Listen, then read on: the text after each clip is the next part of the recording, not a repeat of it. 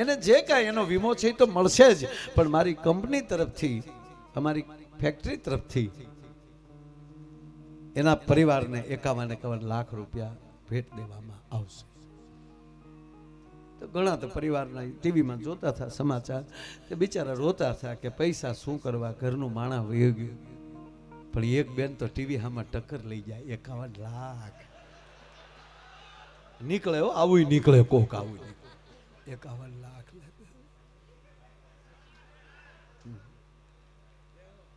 હમણાં કુંભમાં થોડીક ભાગદોડ થઈ ને, એક કહું તમને, ધર્મના ક્ષેત્રમાં જાઓ ને ત્યારે ભરોસે જાજો, ભીરું ન બની જતા કોક કહીને દોડવા મળીએ સીધા સાહેબ.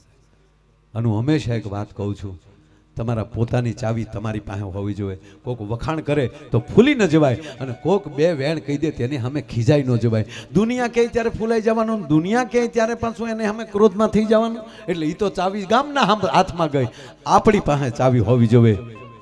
કોક એમ કહે કે સામે કંઈક ટોળું આવ્યું છે, કોક એમ કહે કે સામે કંઈક આવું બન્યું છે, અને દોડી દોડીને ભાગવા મળીએ છીએ, ત્યારે એનું પરિણામ જુદું આવે છે.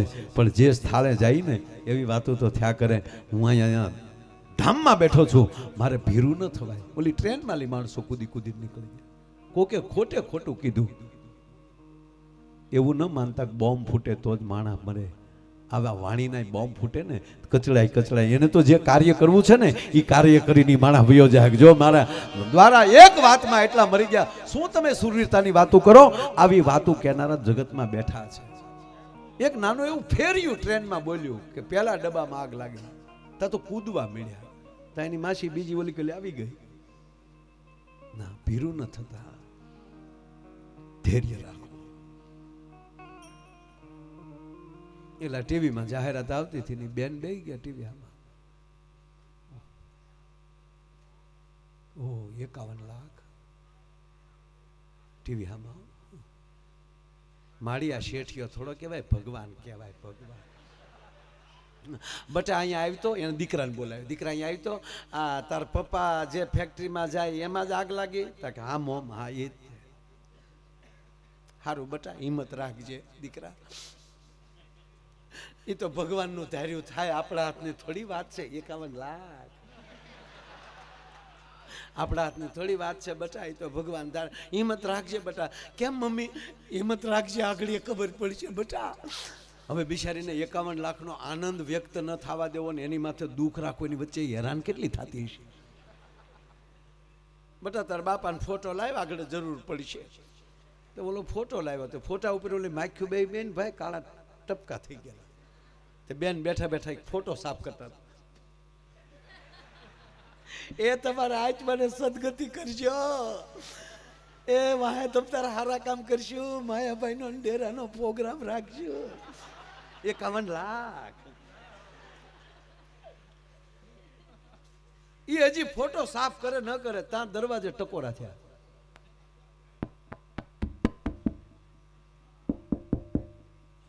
બેન ફોટા હોતા જઈને દરવાજો ખોલ્યો, ત્યાં તો ભૂરું ઉભો ઉભો માવો સોળસો છે. ત્યાં તો બાઈના હાથમાં ફોટો પડી ગયો. કાલે આ પદ્માને મળવા આવ્યો, શું થયું? એ બાઈનું નામ પદ્મા હતું. મામા મારી પદ્માને કે સાંભળે બહુ.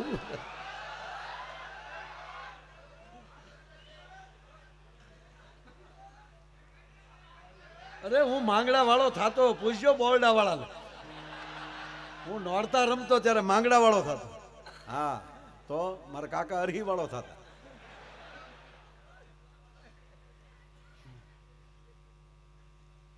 નવરાત્રી એવી રમતો. બેન ના હાથમાં ફોટો પડી ગયો કે આ કે છે કોઈ બચ્યું નથી ને આ ક્યાં? ચાલો ઉભો ઉભો હા મગર ચૂચે.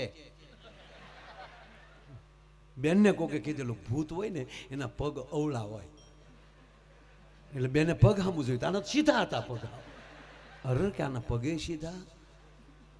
પાછું જોયું ભૂતને પડસાયો ન હોય. આનો પડસાયો હું ઢગલો થતો તો પડસાયો. એના પતિએ કીધું પણ કેમ મારી સામે આમ જોવે? કે પણ તમારી ફેક્ટરીમાં આગ નથી લાગી? તો લાગીને સમાચારમાં આવે કોઈ નથી બચ્યું, તો કોઈ નથી બચ્યું, કોઈ નથી બચ્યું. તો બાઈને હેરડો પડ્યો. તો તમે તાકે હું માવો લેવા બહાર ગયો તો. અને પછી જે બાઈ ખીજાણી, કેદું નહીં કહું માવા બેન કરો, માવા બેન કરો, પણ વ્યસન માલી બહાર નથી નીકળવું, કારણ કે 51 લાખનો માવો છો સાહેબ. એના માટેની વાતો નથી સાહેબ. પણ પૃથ્વી પવન ને પાણી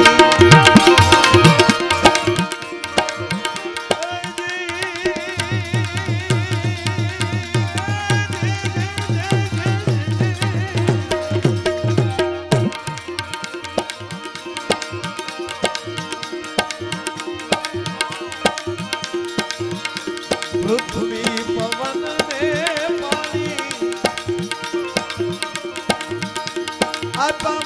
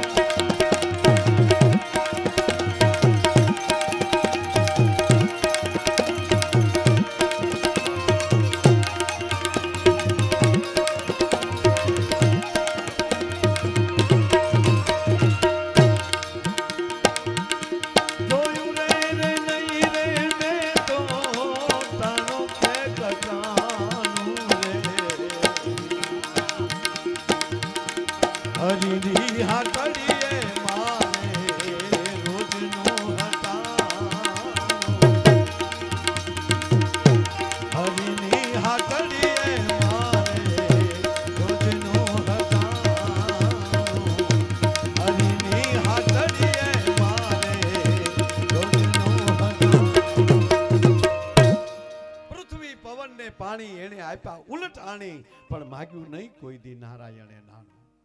ભગવાન મને તમને સરસ મજાનો માનવ દેહ આપ્યો છે. આ એક જ પ્રાણી, માનવ પ્રાણી એક એવું છે કે ટેસ્ટ થી હોઈ શકે છે, મોજ કરી શકે છે, ડાયરા કરી શકે છે, ભજન કરી શકે છે, કીર્તન કરી શકે છે, કથા કરી શકે છે. એટલું નહીં, ગુરુ ધારણા કરી શકે છે. હાવજ જેવો હાવજ, આનાથી કોઈ જોરાવર પ્રાણી નથી સાહેબ, પણ એ જંપીને સૂઈ ન શકે. પાણી પીતોય લાખ લાખ તોય હંધી કરી જોયા કરે. ભય છે. પક્ષી માળામાં બેઠો હોય તો એને ભય છે. એક માણસ એવો છે કે એને શાંતિ છે. ભય તો પોતે પોતે ઊભા કરી છે.